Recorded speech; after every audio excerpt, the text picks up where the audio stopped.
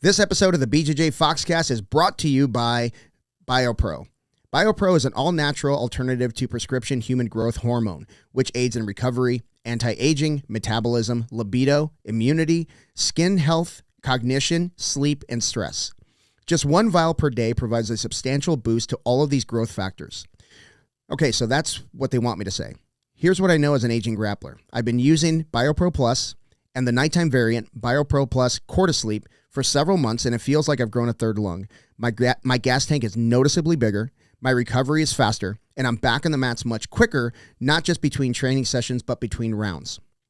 Now you can get $30 off your first order of BioPro when you use the code FOXCAST at www.bioproteintech.com. That's code FOXCAST for $30 off your first order at www.bioproteintech.com. Thank you, BioPro. Hey, everybody, and welcome to another episode of the BJJ Foxcast. I am your co-host, Alex Martinez. Officially official, Tojo is the co-host of the show. Say hello, Tojo. Hello, this is Colin Opper. Oh, wait, it's not. Fuck you, Colin. Fuck you, Colin. Yet another show without Opper. Oh, it's so nice. So, so we kind of talked a little bit, and you are officially the co-host of the show. I will never let you do this alone, by the way. That's good. I wouldn't. But you have to let Colin and I do this alone. Maybe. Don't worry. What's his name will editorialize as much as he can. Oh, God. I don't know that we have that much time. God, he may charge me extra. Good. He'll do it for free. Yeah. So, what's his name? One of our listeners, also student, came in. He loved, I think he loved episode 100 or something like that. And he was like, oh yeah, D's right. Let's talk about hunting is way better or something like that. Yeah. I disagree. Hey, two wrongs don't make a right. That's true. Yeah. But I can never find myself like talking about like, oh my God, did you see blah, blah, blah fighting yada, yada. And it was so cool how they scissored or whatever, you know. The best matches involve scissoring. 100%. Yeah, 100%. And no wrestling. Zero wrestling is actually really lame. if you want to wrestle, you should probably wrestle. Yeah, I mean, I get some kids that come in with wrestling backgrounds, and I don't know, they tend to do okay. I mean, they adapt. Yeah. I'm just trying to piss off people. I know, and you're gonna. It doesn't matter what you say. Because nobody is more sensitive than a wrestler. Oh yeah, no. Yeah, that's facts. Yes, it's totally facts. Yeah, no, I don't mind like wrestlers coming in. I think it's a good addition. But once they start like learning like jiu-jitsu technique and understanding why jiu-jitsu is so effective, they become dangerous. Yeah, for sure. So I think that's really cool. Well, they start with a kind of a head start. Yeah, all the body awareness. They're still grapplers, right? Yeah. I mean, it's all grappling. But I think even more so than like judo people are, because the judo doesn't really do much on the ground. I mean, they have like a little bit of ground game stuff, but it's all very rudimentary, you know, in comparison to jiu-jitsu. Yeah. I think wrestling, they're still trying to get to the ground and still trying to do pins, which is essentially what, you know, like side control or mount or any of that kind of stuff is. Yeah, so they understand that stuff well, but they can't understand why when they pin you kind of relax, right? They're used to explosive movements, big bridging, shit like that. Are like, oh, that's cool. I'm fine. Because I ain't scared, homie. You're not going to get my arm. Whatever, do what you want. You're not going to get my arm. Yeah. I've had parents with kids come in, and they came from a wrestling background. Those kids tend to do really well, like really quickly. Yeah. But I think, I don't know that this is the biggest complaint, but the most common one I hear is like, yeah, they join a wrestling program and they want them to train every day and then compete on the weekends, like over and over, and like reset Monday and then compete the following weekend. And they're like, cool, except you're there for like 12 hours at the competition. Yeah. You know, and that weighs on you, man. That's a huge commitment. I mean, if you turn into a wrestling family, okay, cool. But if you dabble, I don't see the allure, right? Can't. No. And you know, I think one of the best things about putting your kid in wrestling in junior high, high school especially, I don't think any sport enforces the discipline in a kid better. 100%. Because those kids are dogs. They're dogs. They will do fucking whatever you tell them. Yeah. Our warm-ups are a joke to those kids when they come in. Yeah. They're a joke. They're like, really? That's it? Like, no bear crawls for 30 minutes? Yeah. You know what I mean? Yeah. Yeah. I mean, like, at this point, honestly, like, football and basketball and baseball, it doesn't even compare. No. Not to wrestling. And you know, I didn't think about this at the time, but thinking about it now, it might be the reason kids leave jiu-jitsu and go to wrestling, right? Maybe they want that harder work and they want to compete every weekend. Mm-hmm. And for a while, there were only, 5-6 tournaments in Arizona. Now there's a couple a month, but certainly not every weekend. Sure. Yeah. Yeah. For jiu-jitsu you're talking about? Yeah, for jiu-jitsu, yeah. I mean, it's kind of getting that with it between all of the organizations. Yeah. You know, that put on, you can barely call them events, but you know what I mean? There's a lot. Yeah. A lot these days. Definitely like you and I started, it wasn't like that. Yeah. So, yeah. For better or for worse, right? Yeah, for better or for worse. We had to leave state if we wanted to compete more. There was nothing in town. So that's kind of cool that there is now, you know. Mm-hmm. I found out that the Phoenix Open for kids is only doing purple belt also. Is only doing gray belt and above. Oh, interesting. Yeah, no white belts. So my white belt, I have a lot of white belts, and some of them are kind of ready-ish for gray, and they want to just do one more tournament at white belt, you know, which is cool, but they can't do that one. The IBJJ Phoenix Open is not going to have white belts. No white belts. Kids white belts. Kids white belts, yeah. I'm sure adults, they're going to open it to everybody, but I wonder if they started charging kids for their fucking registration fee. I'd have to imagine they do. Remember when it was just black belts? And we were all like, oh, whatever. Yeah, and then it was black belt and brown belt. You're like, oh, wait a minute. Here we go.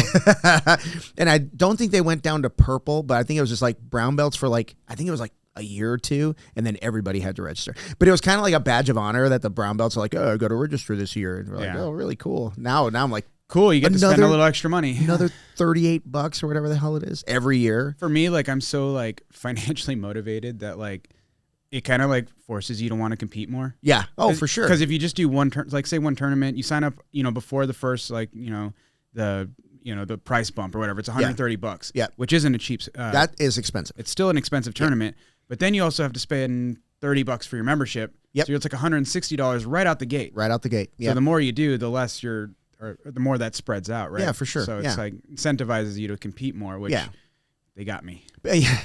Well, pick your tournament, sign up early, right? You automatically save, like say you do 3 tournaments, you're already saving $120, $130. Yeah, I was lazy with the Phoenix Open. Yeah. Now it's like $157 and it was $130 like a week ago. Yeah. So I signed up almost immediately.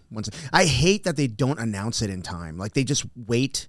And then we're sitting there like, I don't know when it's going to be. And it's very close to Master World, so the tournament's going to be super small. It'd be cool if we could get Danny on and have him talk like the behind the scenes of like the decision making on that. He can't. I know. It would be cool if we could. Yeah. And I think it'd be really helpful for a lot of people because a lot of us are like, what the fuck? Yeah. You know? Yeah. Like, how hard is it to schedule a year in advance? But yeah. I mean, it probably is. There's probably a lot of shit that we don't see that makes that like really complicated to do. Yeah.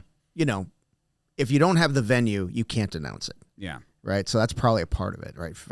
Figuring out there's probably some negotiation with the venue as well. And what kind of venue you need. Yeah. Right. Yeah. Because like, the Orange County Open was last weekend. Mm-hmm. It had 6 mats. The Orange County Summer Open was 6 mats. In the springtime, I think it was around the springtime when we all went out there. It was like 12 mats. Yep. Yeah. So it's like half the tournament. Wow. So could you imagine like you book this big venue and you only have enough people for 6 mats? Yeah. Versus in the summer or in the springtime where you need 12 mats. Like, yeah. I guarantee Phoenix Open's going to be that way. Too close to Master World. Small. Yeah. Yeah. I've noticed there hasn't really been good signups for any of the tournaments leading up. Isn't that wild? Yeah. Well, I mean, it makes sense. Really? I think you think there's too many? I think there's probably a little bit of saturation going on. But I also think it's kind of switching over to no-gi for adults. Okay. Right. So I think a lot of these gi tournaments are going to lose a lot of their the typical like adult like. Well, I'm thinking you're talking about no-gi worlds, or kind of they've coming off Worlds in Long Beach, and now they're focused on no-gi world, which is that transition. I think no-gi. there's a little bit of that where a lot of these guys are like, I'm not going to go to a gi tournament right now because I'm trying to get dialed in for that. Yeah. But I think as far as like masters athletes go, which is obviously like that's kind of like a whole different boat. Yeah. They're not going to be signing up for a lot of these tournaments because they got Master Worlds and don't want to get hurt. Yeah. Or maybe it's like, I mean, it's an expensive trip. Like you got to go to Vegas. Yep. We're lucky because we can drive. Yeah. But like if you're in New York, that's an expensive flight. That's an expensive flight. Yeah. You know, and there's a lot of big schools on the East Coast that are like, they all have to fly.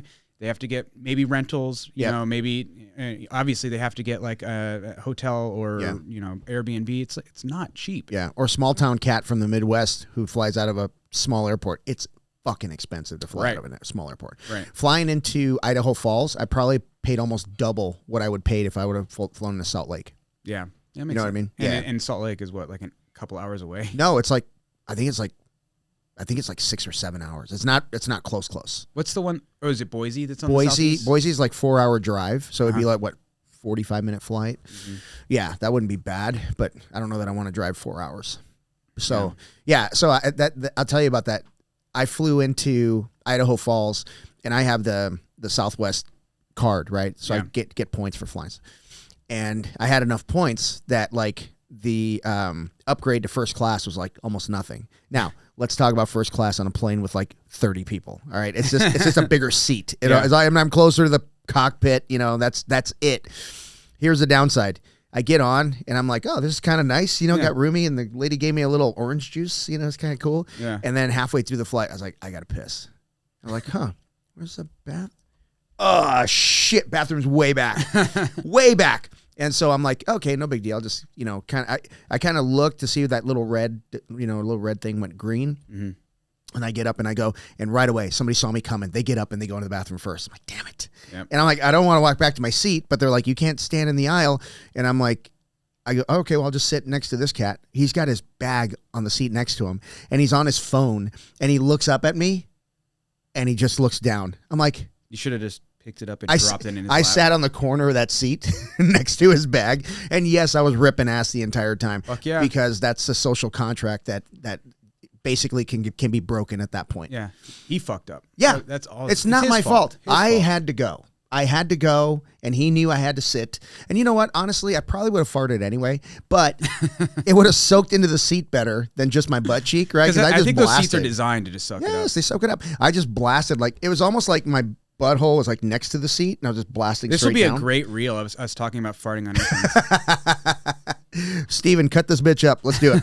Oh my God. When we were, I can't remember when we went to Louisiana, or if it was when we went to New Orleans, but on our way back, the plane wasn't full, but there was like, it was mostly full. Yeah. And I was sitting like, I think we were like kind of like, we weren't quite on the wing seat, you know, with the emergency exits. But the stewardess, or whatever, what do they prefer to be called? I don't know. Flight attendants. Fucking whatever. Flight attendants. Yeah. The one with the sweater vest in July. I'm trying to be PC. Yeah, I know. But she's like, hey, if I stand here, chances are no one's going to want to sit here because it's a Southwest flight. So you'll get the whole row to yourself. I'm like, by all means, ma'am. Hell yeah. And it ended up turning out I had the whole row to myself. Oh, that's so nice. Was it an exit row? It might have been. I fucking love the exit. Or I think it was one of those weird ones where I had like, I think I had like 2 seats, and then there was like a blank space between, like, what do you call it, the bulkhead? Yeah. And me. Yes. So I had a ton of room. So once I got that seat, you know that seat that sits right behind that space? Mm-hmm. There was a seat there. You're like, oh, and I looked at it. I was like, oh. And you're just like, all the leg room in the world. But then my bag is like a mile away, you know, and of course I got to, low crawl to get it, but that was the only part that sucked. Everything else was cool. Yeah, that flight attendant did me a solid though. Hell yeah, man. Hell yeah, you could stand there as long as you need to. Do you mind if I fart? Not at all. Not at all. As a matter of fact, I prefer it. Farting on planes. Yeah, that's there was one time we were flying back from New York, and after the flight, Paul goes, "You were snoring real loud." I was like, dude, you're not going to believe this, but it was the guy behind me. And Paul's sitting in front of me. Like, he was here. I'm in the middle seat here. Paul's in the aisle. This dude's laid back, and he's just fucking snoring as louder than he possibly could have. I mean, in any other setting, someone would have punched him in the fucking face, right? Yeah. But you don't want to be that guy. But he just laid his head back. Awful. At this point, if you're flying without headphones, especially noise canceling ones, you're just don't even go. Don't even go. Yeah. I actually put the over the ear ones. Yeah. Because I can do my earbuds and they do a really good job of canceling, but the over the ear ones are like the leave me the fuck alone. You know what I mean? Like, I don't want a drink. I don't want anything to do with anybody. I'm just going to sit here and I'm not going to listen. I don't even have music on. I just put them on. My favorite thing to do, well, it's not my favorite thing, but I love doing it when I like walk into the gym with my earbuds and they like try to talk to you and you just walk right by them. But you hear them. You still hear them. Yeah. What part of my headphones doesn't say fuck off? Yeah, exactly, man. Yeah. Yeah. So, yeah. And I get a lot of use out of my earbuds. So I love those. But yeah, flights over the ears, 100%. Yeah. I don't like working out with the over the ear because you get so sweaty. Yep. So gross. But yeah. the earbuds are perfect. But like, yeah, at an airport, it's perfect. Yep. Yeah. And they last forever. Oh, yeah. Hell yeah. The battery never dies. No, they're fucking awesome. And when you get them synced with like your phone or your tablet stuff, it's perfect, man. Just watch a movie, drown out the world. But yeah. So we're going to be going to Mexico soon. We're going to Mexico. Fuck, I can't wait, dude. It's going to be fun. You know, I'm kind of struggling a little bit as to what to teach, and let me explain why. Because everybody that everything that I'm going to teach, I know this sounds really stupid. Everything that I'm going to teach, I learned from someone else.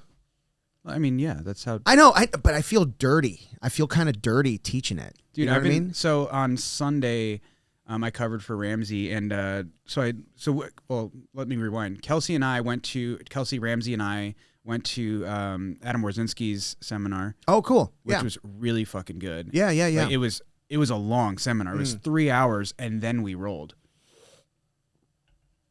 Which not everyone rolled. You know, was it a really productive 3 hours though? Dude, he basically went through the majority of the stuff that's on his BJJ Fanatics thing, which I did end up downloading. Okay. Because, you know. Really? All the coupons that they give you. Oh, yeah. Nice. Yeah. It's like if you pay full price for anything on BJJ Fanatics, you're just impatient. Yeah. Yeah. Just wait for a holiday. Yeah. Or wait 2 days. Yep. There's always a coupon. Yeah, man. Yeah. But I mean, it was really, really good. So like the first half, it was all like his sit-up guard stuff, which is like the majority of what he plays. Like if you watch him win Worlds this year, that's like the majority of what he played. Yeah. And then the second half was kind of like setting up into his butterfly guard, which is more what he's traditionally known for. Yeah. And it was just awesome information after awesome information. But so that's what I've been. I decided I wanted to like study more of that and then teach that on Sunday. Mm-hmm. And like everyone was eating it up, and they're like, "Hey, are you going to teach that for 6 a.m.?" I'm like, "I guess I wasn't planning on it, but I might as well. I've been studying it anyways." Yeah. But everyone's been really liking it, and like.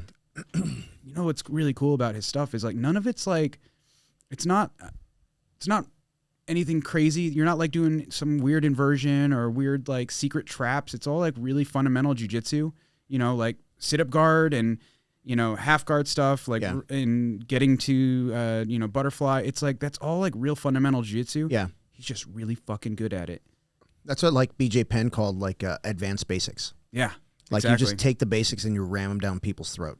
And I appreciate something I really appreciate about his social media presence is like one of the things that he likes to do is like he'll like post like like a clip from one of his instructionals or whatever. Yeah. And you know without fail there's going to be some asshole who's like, yeah, but try doing that to a resisting opponent. Of course. And then he's like, okay, and then he posts his video from Worlds of him doing it.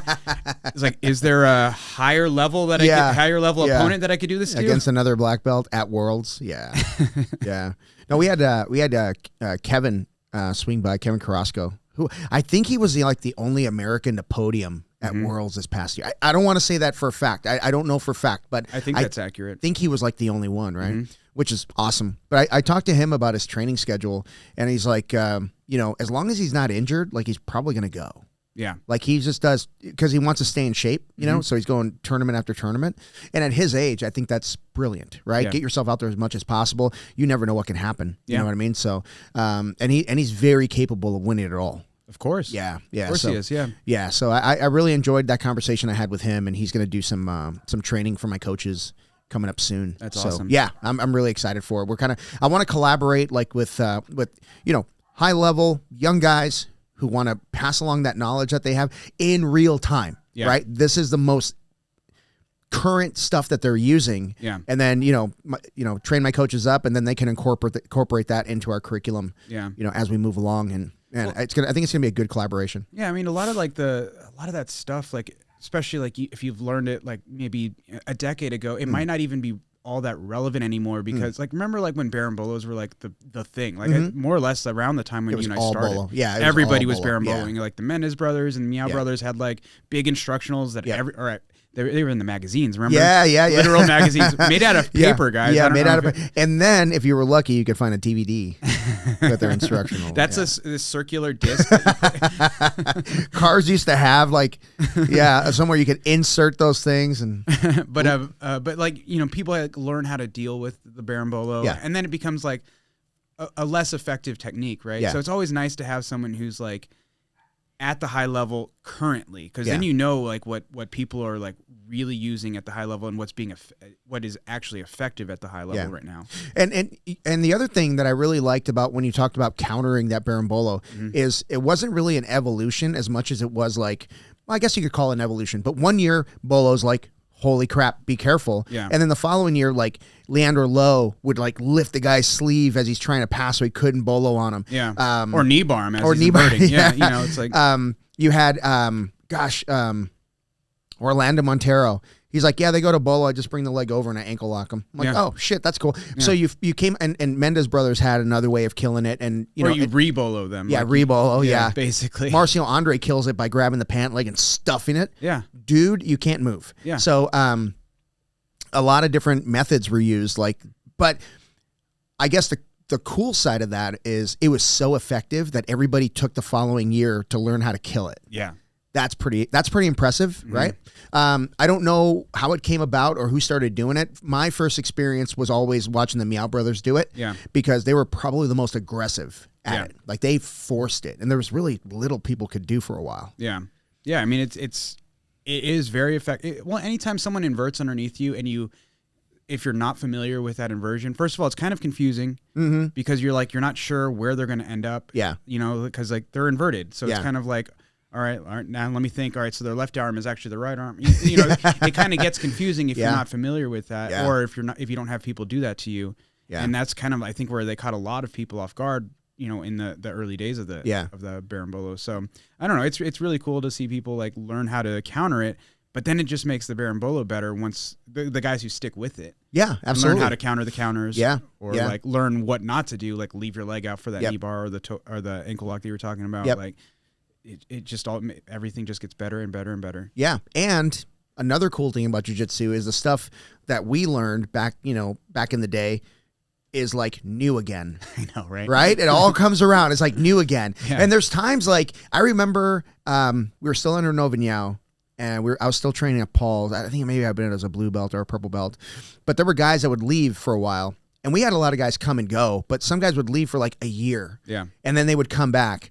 And then they would do the same shit they were doing that we were learning a year ago. I was like, oh, that's so cute. You think that still works? It's funny when you get like one of your white belts or blue belts who like obviously YouTube something. Yes. And you're like, oh, you think I haven't seen this one before? Yeah. Okay. Yeah. Yeah. Do you remember Crazy Roland? Of course. The original Crazy Roland. Yeah. OG. So Crazy Roland, he's a white belt. And I was helping Barnes in the fundamentals class at the time. Right. So I don't know if I was teaching kids. Maybe I was, but I was teaching, and then I would help at the fundies, and then I would train in the evening. Mm-hmm. Well, Crazy Roland's doing a tournament, and I'm not coaching him, but I'm kind of on the side, and Barnes is coaching him. And then when Barnes would yell something, I just repeat it, right? So he could kind of hear it. Yeah. And then there was one point, like he's doing something with his leg, and he keeps getting his guard pass, and he's doing something with his leg, guard pass. And finally, like, he should have been DQ'd for this, but he literally got the guy's like, imagine the guy laying on his back. Okay. Mm-hmm. And this is like in a scramble. Roland's on top. No, Roland's also on his back, but he has the guy's head where his face is in his armpit. So then he throws his leg over the guy and cranks the neck. Yeah. The guy tapped because he was going to break his fucking neck because he was strong. Kind of like a reverse guillotine. Yes. Like a reverse guillotine. Yeah. That should not be legal, by the way. I think it's technically a neck crank. It's gotta be. Yeah. There's no choke there. But anyway, he wins, right? And I was like, hey man, great job. I was like, were you trying to go plata when the guy kept passing your guard? He's like, yeah, I saw it on YouTube. Oh, Jesus. I saw it on YouTube. So he's gonna implement at a tournament. Yeah. Yeah. He was trying to go plot the guy. Not recommended to try new techniques at a tournament. No. I really don't. Even like leading up to Master Worlds, like the month of, I don't implement anything into my game. The hay's in the barn. I should have done the work before. I'm going with what I got. Yeah. Yeah. Because, I mean, you can do a point, but nothing major, right? No real game planning can change. Yeah, I'm not going to switch like, oh, now all of a sudden I'm going to start playing, like fucking Spider Guard instead of whatever. You know. I am going to shoot in way more than I have in the past. Oh, yeah? Yeah. You know what gave me a lot of confidence? I shot in on Emmanuel. Yeah. Yeah. It didn't work out. But I did touch his leg. Ooh. Yes. So I was like, oh, I did. Well, he didn't even sprawl. He just threw my face into the mat. Mm-hmm. But that guy is so quick and he's so explosive. And he was very kind because he could have literally reshot and then ended my night. Every time I try to stand up with somebody in my division, I just get, okay, well, now they pulled guard and now I'm on top. Yeah, yeah. Which is like, I wanted to play guard. That happened to me, man. Blue belt, I think it was Pan's blue belt. My second time at Pan's. I was practicing. Jonathan Van Buren and I were doing like private lessons, and he was working with me a lot. And it was like pull guard, baby bolo, take the back, and then I was working from there. And then if they turn, I did this and blah, blah, blah. Man, I was so supremely confident in my game plan that I was like, yeah, man, why'd you even show up? Shook his hand, he pulls guard. I'm like, God damn it, no! I'm supposed to pull guard. He pulled guard, and I'm like, oh, shit, what do I do now? Ramsey and I were talking about that, like, because I don't know if you noticed, he's been doing a lot of lightweight instead of featherweight. Mm-hmm. He's like, at featherweight, it's kind of a race to guard pull. Yeah. Right? First person is going to get his grip as soon as possible and just right to his butt so he can start playing his guard. Yeah. And it's like at lightweight, so you'll get a guy who wants to wrestle. Yeah. So you can kind of like get to your guard if you want to play guard. Yeah. Like I've been like playing with like a lot more judo stuff, and I'm just like every time at a tournament when I'd like try to like start setting stuff up, they just pull guard, and I'm like, well, that was a waste of time. I should have pulled guard. Yeah, man. I spent a weekend in Cottonwood with my buddy Nick Thompson, black belt out of Combat Club in Cottonwood. And AZ Game and Fish Game Warden. Yeah. And it was really fun. Let's talk about hunting instead. Yeah, let's talk about hunting. Oh, he's got some stories. It was really cool to sit there and share stories. Like you and I experience a lot of the same stuff, right? We came up together, we train in the same places, and I've only trained at Combat Club one time. Yeah. So I love hearing their perspective on things and his perspective on things, right? Are they in MMA school? No, they have a Muay Thai program, but primarily they're like Jiu-Jitsu. And you know what Nick was telling me is like they're way more no-gi heavy than gi. Yeah, I would imagine. And I think that's a function, and just listening to him, I think it's a function of just the times that we're in. People are like watching that stuff, and young guys go in, they want to do no-gi. Yeah, and gi's dying. I vehemently disagree with that one. No, I think, but it was fun, man. We would sit there in his backyard, have coffee, and just talk jiu-jitsu, man. It's so much fun. It was so much fun. How nice were the evenings and the mornings in Prescott? Dude, yes. Similar to Cottonwood. Yeah. Yeah. I mean, we had a good, 3 to 4 hour window in the morning and evening to just sit and chill. That back patio was perfect. It was a great patio. Yeah. I didn't like that camera staring at us the whole time. I know. I kept thinking when we were not smoking weed. I'm like, you're going to get an email from him and be like, I said no smoking of any kind. Well, I brought cigars because I wanted to like pair a cigar in the morning with a coffee. Yeah. And that would leave a smell. Yes. Yeah. That's what I didn't do it because, okay, I want to respect the rules and cigars will make things. They linger. Yeah, they linger. So I didn't do it out of respect, but God, I wanted to. And what a perfect, that view that we had was so nice. And, in that one patio towards the kitchen. The front patio, The front patio. Every room had a patio. Every room. It was fucking wild. Yeah. That was like the gaudiest house I've ever stayed in. It had like 16 different levels. Dude, there was one night, okay, there was alcohol involved, but I'm like looking for the stairs. Like, there's the stairs right there, but I went down that and it goes to the front door. That's not where I'm sleeping. And Amy goes, "Are you lost?" Yeah. She's like, that way. I just walked around. Like, honestly, like during the day, it was too hot. It still sucked. It still sucked during the day, but man, you could not beat like just being out on the patio with like a beer or whatever. That was nice. That was sweet. I mean, You can't do it here because it's still 110 at night. But it was like, what would you say, like low 90s, high 80s with a breeze? At night, yeah. There, maybe lower than that. It was between right? 70 and 80. Yeah. Maybe like that's high fair. 70s. Yeah, that's fair. It was just nice, man. It was beautiful. Yeah, that first night, we're sitting on that front patio, and then we switched to the back patio because Dan and Andrea went to bed. Yeah. And then when we switched, we're like, "This is where it's at." Dude. Yeah, it's like, way nicer. Yeah, way nicer. Not as nice as a view, but it was nighttime anyway, so who cares? Can't see shit. Yeah, but that was a fun trip, man. Got to see Mike Kaplan's place and his partner Dylan. Shout out to Mike and Dylan over at North Star BJJ in Prescott Valley. Yeah, they just had their grand opening last weekend. Yeah. This past weekend. We contemplated going, but it's an hour from Cottonwood. So what? It's an hour. What the fuck else you got to do? Bro, we were sitting in the backyard. We were just talking, having a great time laughing. And then I think Amy may have said, hey, well, if we're going to leave for the grand opening, we should leave now. I'm like, I'm thinking breakfast, man. Just lazy. It's nice to have nothing. Yeah. You know what, dude? We Nick and Lisa are like, they're super nice, dude. They're a great couple. And they're like, you know those couples that are just like into each other? Mm-hmm. They're into each other. Like they just want to do everything together. It's really cool. It sounds mushy. It is. It's really cool. It is mushy. But they're like very interested in entertaining as well. They want to make sure we're having a good time. So they're like, what do you guys want to do? And Amy and I are like, nothing. We literally want to do nothing. So as little as possible. So we went to a couple spots, had some breakfast one night, had an amazing dinner another night. Went to do you like Cottonwood or Prescott better? Prescott's it's almost like a tourist trap at this point. Prescott is becoming what Sedona is. Yeah. You can't hang out in Sedona unless if you're into outdoor stuff, like real, you're going to have a blast in Sedona. Yeah. But if you want to do like shops and shit, first of all, you got to not get killed by a car. Yeah. Right. Everybody's an asshole. Everybody's drunk. Everybody's drinking, and they're driving their cars everywhere. And then you got the ATVs going back and forth. And it's just, I don't like going to Sedona. I don't. Unless I have a very specific place that we're going, we're just going to hang out there. And I think Prescott's becoming that. Yeah. Unfortunately. Yeah. The downtown Sedona part is like everything there is kind of like they don't have the bespoke feel anymore. Right. Yeah. Everything seems like, oh, you guys ordered this and brought it in. Like, have you ever been to like the Renaissance Festival? I have. One time. I'm good. Yeah. Yep. No, I will exactly never go how again. I feel. Yep. Everything there is just like, oh, this is just Walmart to the outside. Yeah. They're like, oh, look at this cool mug, but it's like, yeah, look underneath it, made in Taiwan or whatever, right? It's like, it's not like you.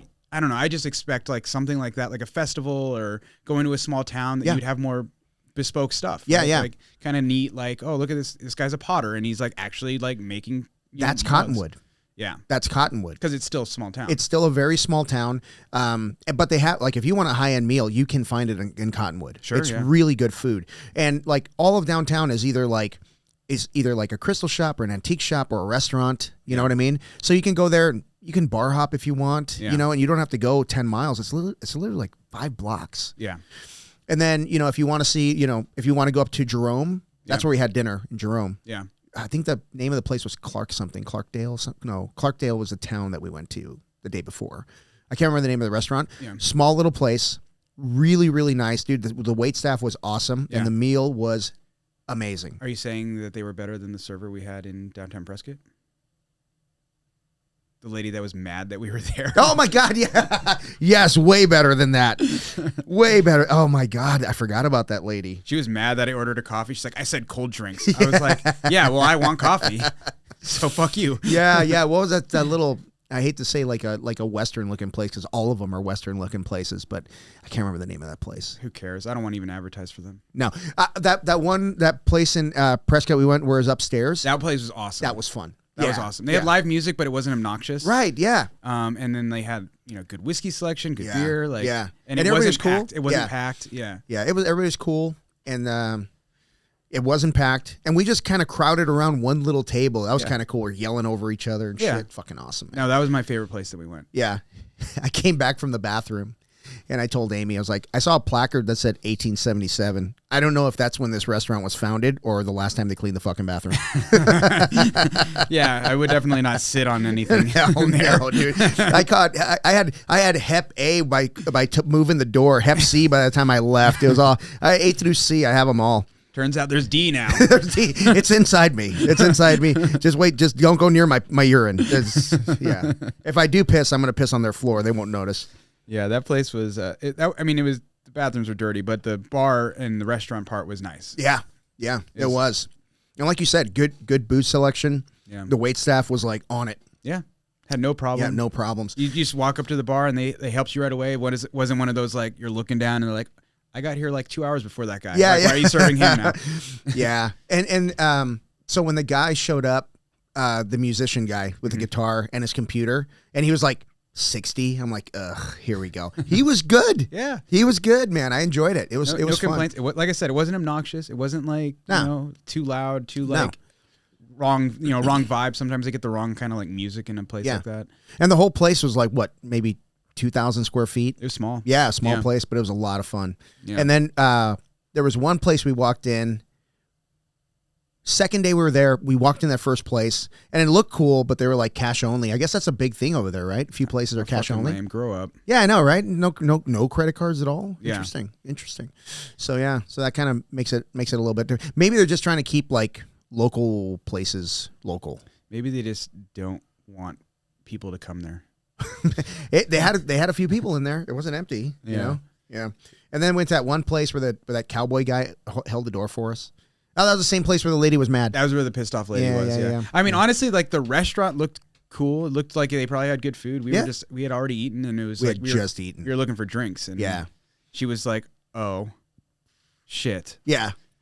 It's like, well, we'll tip you, and drinks add up. Yeah, absolutely, for fucking sure. Absolutely. And then Bill's Pizza. Pizza, highly recommend it. Yeah. That pizza highly recommend. Yeah, so good. We You're gonna wait because it's you're gonna put your name on the list and wait, but it was worth it. I think. Yeah, that pizza was good. Yeah, man. So let's talk about the direction of the podcast. Okay.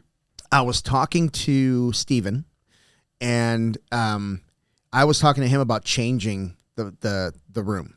Okay. Like maybe doing like an L shape with like chairs. All the cameras and lights would be on this side facing this way, and then it'll be more like loungy. Yeah. More like a lounge. I do like that vibe better. The table takes up so much room. The room is dominated by this table. Yeah. Right? And I don't like that. I don't like that. I mean, and then we're like, well, where do we put all the, the soundboard and all the other shit? I'm like, we'll throw it in the closet. We'll make a table in there. Yeah. Throw the soundboard in there, run all the... My big thing is like, I don't like to see wires. Yeah. Like I definitely want to make sure that we hide the wires and it doesn't look like shit. Yeah. And I was actually... You'll have like the overhead, or not overhead, but like where they kind of go over the couch or whatever with the microphones. Yeah. Yeah. Something like that. Yeah. Tucks behind. Yeah. There's some like also my buddy's podcast, the Non-Victim Nation. Check him out. He's got these nice leather lounge chairs, and the mic stand actually attaches. I swear to the God, foot. if you get leather couches, I will No. never It's like leather chairs. I won't get that. But he has the microphone stand attaches to the leg, and you can just move it like back and forth. If you're gonna take a drink, no problem. So it's not like a microphone like in your face all the time. Sure, yeah. So that's kind of nice. Or we can go old school with the little stand that comes to the side. I don't care, but I just want to make sure that like I don't know. This looks. I love it. Don't get me wrong. I love my studio, but it looks a little uptight. Like this, these are the rules. Like you go there, I go here. Seems like very corporate. Yeah. Like thank you all for showing up. I'm gonna do a PowerPoint or something. But anyway, that's kind of the direction I want to go. Maybe even rebrand it. Then D won't listen. Dude, then we'll have 11 listeners. It's all right. Instead of 12, we have 11. It's not a big deal, man. Yeah. But so Nick was asking me about the podcast. Like, we were just talking about podcasts in general and like the difference between watching one and just listening to one. And one thing that like really stuck with me when I was YouTubing the how-tos is when people talked about audio versus video. Mm-hmm. And people said, the experts, quote unquote, experts said, people will forgive bad video. They don't forgive bad audio. Yeah. So they just shut you right off if the audio's bad. Yeah. So that's why we invested in better mics and, a decent soundboard. But like video, dude, these cameras, They're fantastic, but they're not expensive. Yeah. You know, and they're not 4K, but who gives a shit? Yeah. No one has ever complained about maybe Steven has complained about the video quality. Like, it could be a little better. Good thing we don't care about his happiness. No, but we've rented like a better camera and it didn't do anything. Like it was just clearer. Yeah. Who gives a shit? No one cares. No one cares. No one cares. And I think these cameras, they're like 1080, so it's just fine. Yeah, that's fine. I wouldn't even bother. Yeah. And they're really convenient. They do a great job. I don't know. I think I'm happy with them. They're nice and like you small. Said, it's a podcast. Yeah. People mostly listen. Yeah. Even when you have it on visually, you're still not really watching it. Yeah. Yeah. I don't. I've never like just sat there and like watched it like it was a movie. No. You're listening. There's times when I'm listening to one and then they'll say something interesting and I actually do look at the video. I actually watch what they're saying for some reason. I don't know why. I'm not gonna miss it. It's like when you're pulling up to a new place, you have to turn the music down. Yeah, yeah. Or you smell something in your car, you turn down the music. So he was also saying like watching it and seeing people with headphones on, it's like you're sitting across from each other. Why do you need headphones? And I told him it's like you shut off the world when you throw. Yes, you're locked in. Like I told him the story when I first got my setup. It was like different microphones, but same soundboard, different headphones. The headphones were like just starters, right? Yeah. So I set it up in the dining room in the dining room table, and I was like, Aim, come over here. You got to check this out. And I had her talking to me over the mic. Dude, we had like an 1.5 hour long conversation with headphones and a mic on. Yeah. You just turn into an oversharer when you throw these things on. Because you feel like you're just, this is it. Yeah. This is it. Just you and I. Yeah. Who else is going to hear this shit? Apparently, other people. All 12 of them. All 12 of my listeners, our listeners. Yeah. But hey, man, no, the reason I really wanted to jump on this to let everybody know that it's officially official. You always have been a part of the podcast, but I wanted to make sure that like, if we get to another level, like I want you with me, you know what I mean? Yeah, and sure, you, Steven, can make something happen here. And I think like, yes, we run in the same circles, but I think we can help each other with like outreach, right? Yeah. Finding people to get on the show. And I'm working. I reached out to this guy. Oh gosh, I'll have to show you his Instagram. He's got a lot of cool instructionals. He's very much like a Maliki with his instructionals. Like you're looking at like, oh, that's really good. But so I reached out to him and I was like, hey, let's do it this Saturday and blah, blah, blah, blah. He's like, I need a little bit more. He goes, I need to do an earlier time slot. And I'm like, okay, well, what works for you? And it would be like 7 a.m. for me. Yeah. He's in Israel. I had no idea. I guess I should have studied him a little bit more, but I mean, he does a lot of really cool instruction. And I can't wait to get him on the show, but that would be kind of cool to get, a black belt from Israel. Sure. On the show. Yeah. Make it international. Yeah. So that's kind of cool. Assuming his content's good, right? His content is good. Yeah. And I'll have to show you. I can't remember the guy's name, but it was really cool. I got another guy. He's going to be on the show hopefully this week. He does like it's a clothing brand. I know that, but it's like Gen X based. You know what I mean? Okay. So it's totally my people. Old people? Old people based. So I thought that was pretty cool. But his shirts are cool. I can't remember what the site's called, but as soon as I get out, I'll put it out there. I'll share it. But but I just looked at his stuff and I just sent him a message saying, hey, love the stuff. It looks really cool. And then he replied, hey, I'd love to be on your show. I'm like, fuck yeah, man, let's do it. So he does jiu-jitsu, I assuue? Yeah. Okay. Yeah, he's a jiu-jitsu guy. Okay. Yeah. But he has a Gen X kind of jiu-jitsu based. Oh, it is? Okay, so the clothing is... I guess I should have said that. Yeah, but it's a Gen X kind of jiu-jitsu-y kind of thing. So I thought that was pretty cool. Cool. Yeah. I don't get a lot of chance to talk to people my age. Yeah. All you guys are way younger than I am. It's because you keep... dying. I'm at that age, dude. My friends are all dying. Fucking dying. I worked with a guy. He was in his 60s. Yeah. And he went to every high school reunion. Wow. Every single one. Ugh. And he goes, at first it's like to see my old friends, and then next was like see, hear about everybody's careers. He goes, I just want to see who's left. Damn. Yeah. Yeah, dude. It's like, fuck, man. I didn't go to mine. They'd set up like a Facebook group, and it was, first of all, no one could decide how or what to do. Yeah. And then it just turned out we're gonna be at Applebee's. I'm like, oh, fuck you, Applebee's. Get the fuck out of here. Yeah, you can do better than that. Yeah. So I think there was 10 people that showed up. Yeah, that's too bad. I think I'll go to my next one if we have one. I've never been to one. I just don't care to see anybody I went to high school with. Not really. Yeah. I mean, none of them are like. I have some Facebook friends of some of the people, and it's none of them are doing anything. Yeah, that's too bad. Yeah. There's, I honestly haven't really kept in touch with a whole lot of people that I grew up with, but the few, I'd like to see them again. Yeah. I had an opportunity when I went to Brownsville, but circumstances were a little different. But I just kept to myself and came back. You weren't in the let's go socialize mode. No, fuck that. Yeah, man. But we should podcast in Mexico. Let's do it. Can we bring stuff? Yeah. No, I have like a roadie set that I can bring. I'd have to bring these cameras though. Okay. Yeah. I mean, they're tiny. Yeah, they're tiny cameras. The size of a cell phone. Yeah, and then we can take the floor stands, microphone, or table stands. Yeah, because it'd be cool to interview Mario too. Fuck yeah, dude. His English is awesome, so it'd be an easy interview. So that'd be cool. I didn't even know he was Mexican. Yeah. Man, it'd be cool to have like me, you, him, and Hector on the podcast. Cool. That'd be fucking cool. How far is Hector from him? Like, I think Hector is another hour and a half southeast of him, or southwest. It'd be cool if he could like show up for the seminar. I don't know if that was a plan. He is. Okay. There's a guy from Denver. Can't remember his name. Okay. He's doing day 1. I'm doing day 2, and then Hector's doing day 3. So it's gonna be no gi, then no gi. So you're doing the gi day? Yeah. Okay. Yeah. So you're doing the only day that I want to go to. Stop it. Stop. Hey man, Hector caught me in a calf slicer once. Yeah. I did not see it coming, and I almost tapped too late. Oh really? Mm-hmm. Almost blew up your knee. Almost blew up my fucking knee because he sunk it in, and I was like, "Oh shit!" And I couldn't find him. I couldn't find anything to tap, so I just yelled, "Tap, tap, tap!" That was no gi or gi? Yeah, no gi. Yeah. So, yeah, his leg entanglement had me like my head was spinning, like I didn't know which way was up. So it's pretty cool. Which kind of sucks because he's a masters athlete, so he doesn't really get to.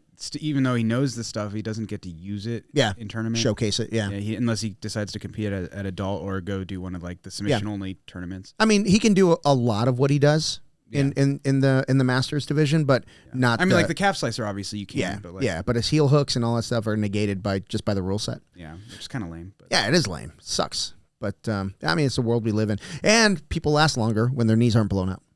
Whatever.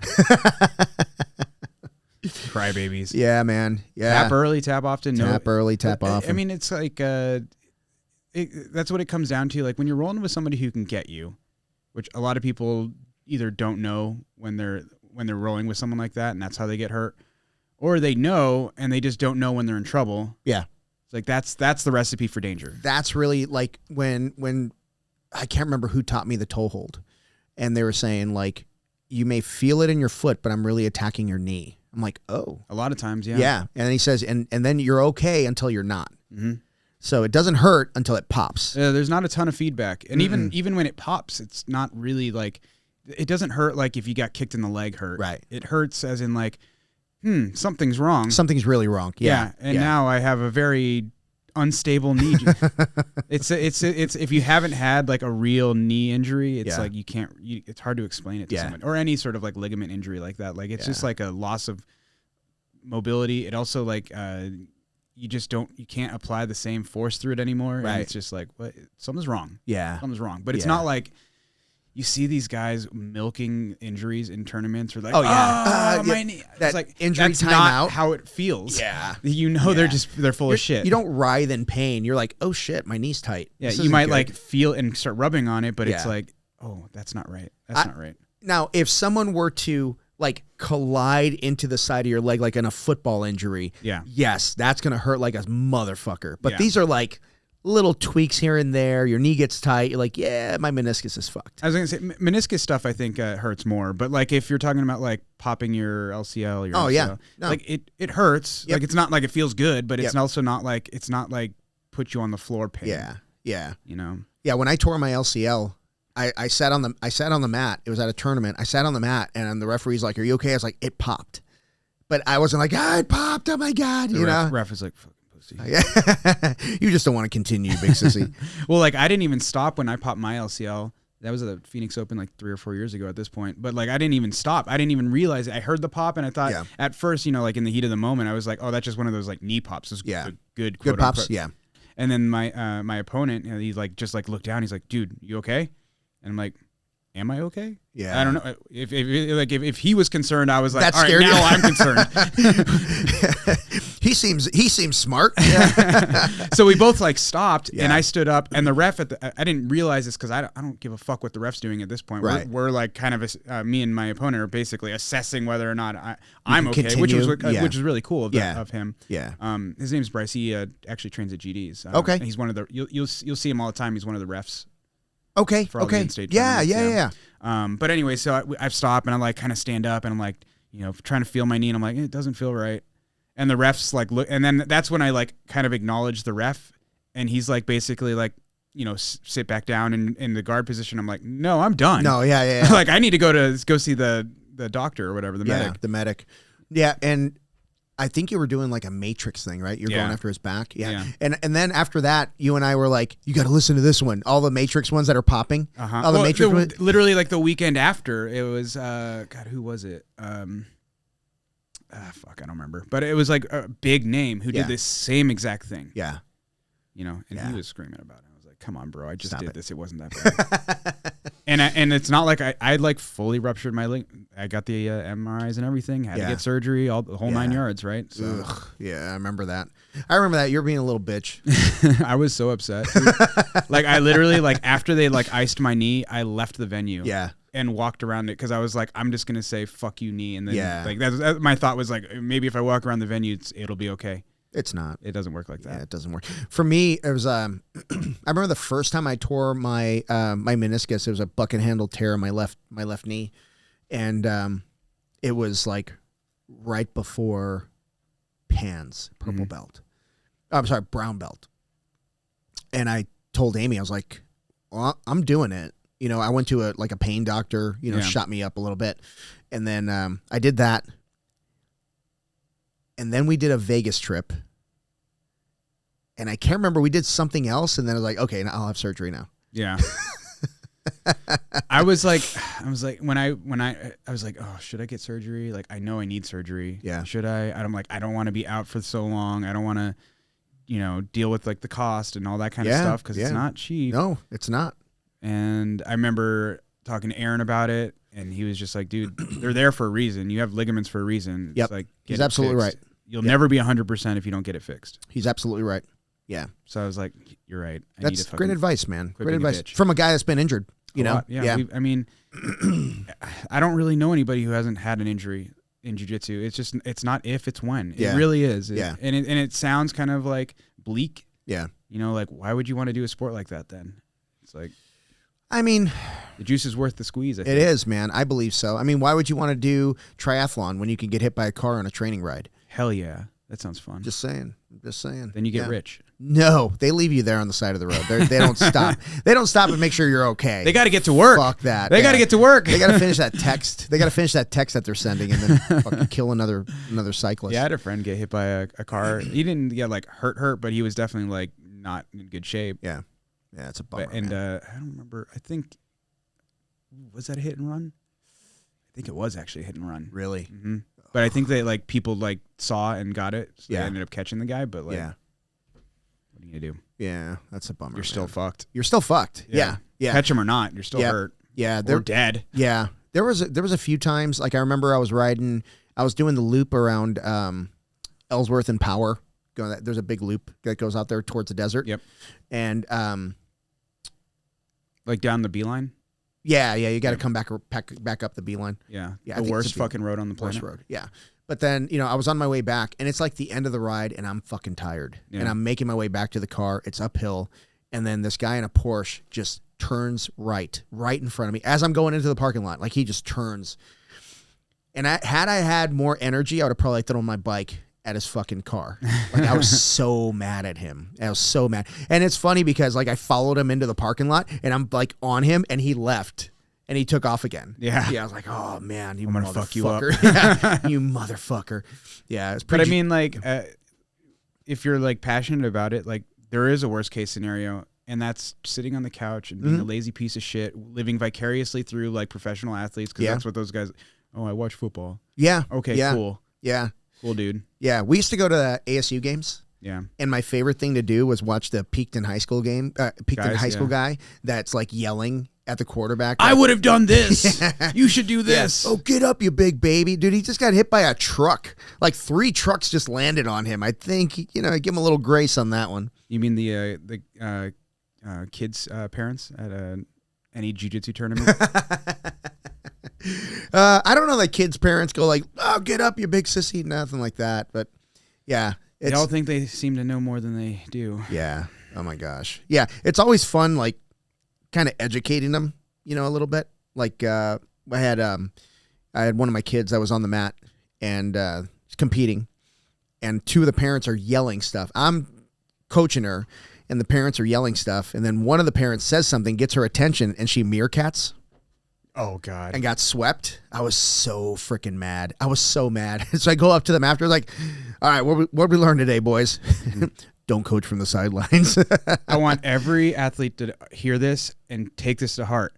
You hear with your ears, not with your eyes. face. Yeah. You don't need to look at your coach or whoever's trying to give you advice. You don't need to look at them to acknowledge them. Yeah. You can give them a nod with wherever your head is. Yep.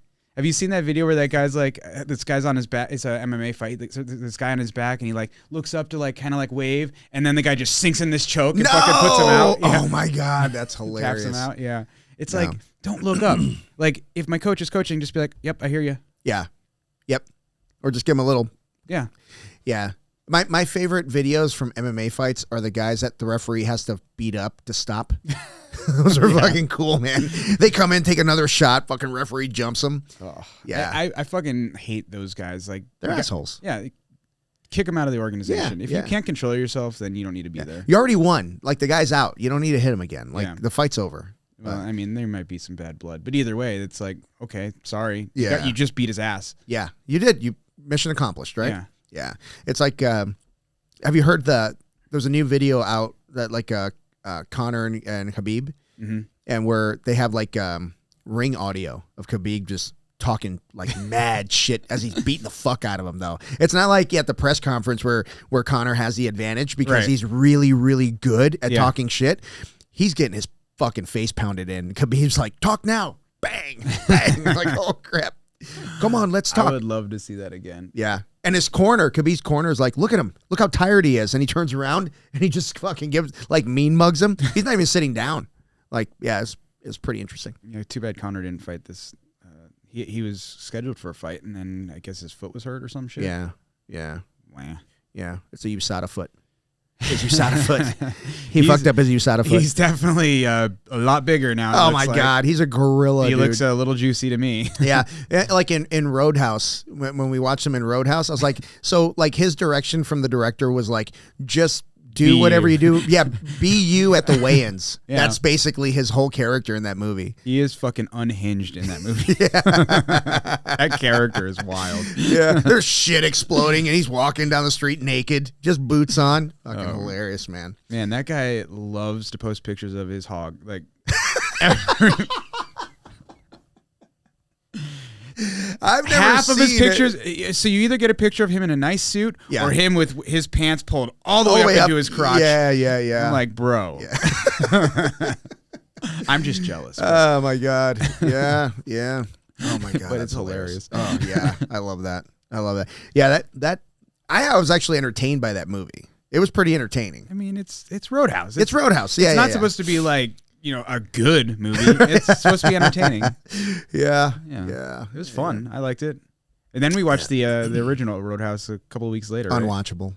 Unwatchable. I'm just kidding. I was like, how dare you? It was so great. It's still good. It was so great. Still good. I like the old man that rents him that freaking that room above the barn. Emmett. Oh yeah, Emmett. Fucking Emmett. That was the best character in the whole thing. I bet he does that just to piss me off. What's his name? His best friend. Sam Elliott. Sam Elliott. Yeah. His character's the best. Oh, fucking great. He walks out back and he's getting the shit beat out of him. He's just, all right, well, looks like we're doing this now. I guess we're going to fight. Yeah. Oh, shit, man. Yeah, I think someone told me that was Sam Elliott's first movie role. Oh, wow. Maybe. Yeah. I don't know. Yeah. So, I mean. He looks young. Yeah. Well, I mean, for Sam young Elliott. for Sam Elliott. He still looks like he's 70. Yeah. It's like when people see my pictures from like 8 years ago. Oh, you had some dark hair. Hey, fuck you, man. I still have some dark hair. Not a lot. Your eyebrows, I think, about it. Yeah, that's about it. That's about it. My nose hair, the fucking rogue nose hairs. Did I tell you when I got a haircut at the? There's a place in Tempe, right by the Dhaba. There's a restaurant called the Dhaba. Awesome Indian food. There's a barber right next door, and I was driving by. I was like, fuck it, I'm just gonna get my hair cut because I need it. So the guy's cutting my hair. He's like, the family that owns it is from Iraq, and this kid's like super cool, and he's like, I'm gonna wax your nose hairs because they're driving me crazy. He's like, I'm not even gonna charge you. No, I don't think he did. So they have the hot wax, right? It's not super hot, but it's liquid, or liquidish. He does 2 Q-tips, maybe 3. Boop. Maybe he did 3 from my nostrils because they're not regular. And I have these Q-tips sticking out, and he's just talking away, and I'm like, I can't fucking breathe. And he's cutting my hair, and he goes, okay, we're ready. And he goes, whack. Yeah, he goes, ready on 3. Boom. Ah! The thing looked like a porcupine. It yanked every fucking hair. I think my eyebrows went out of my fucking nostrils with this thing. But it was awesome. Yeah. Like you could I can breathe. Yeah. He goes, yeah, they were just driving me crazy. Yeah, but mine, I don't notice them, and then all of a sudden I'm like, oh shit. Oh, that's not good. I need to get that taken care of. They're white and they're going in.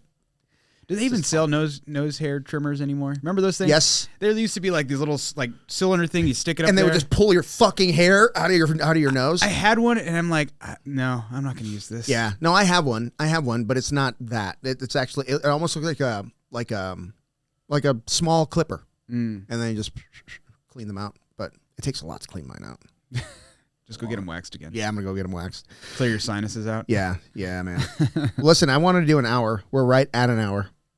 And the main goal for this podcast is to let everybody know the direction that we're going.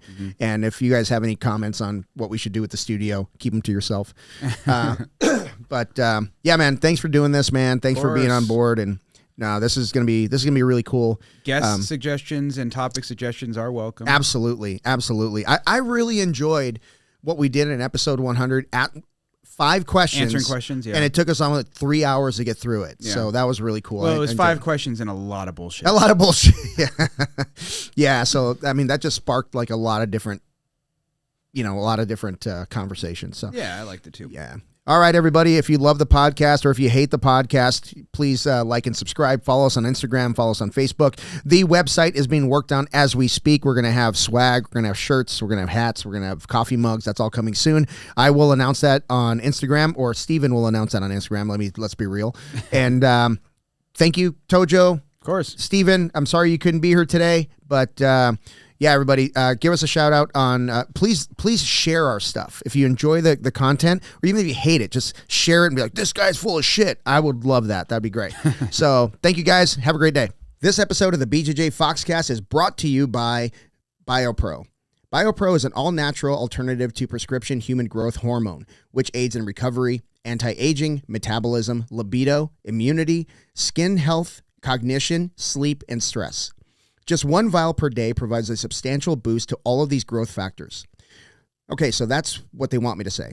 Here's what I know as an aging grappler. I've been using BioPro Plus and the nighttime variant, BioPro Plus Cortisleep, for several months, and it feels like I've grown a 3rd lung. My gas tank is noticeably bigger, my recovery is faster, and I'm back on the mats much quicker, not just between training sessions, but between rounds.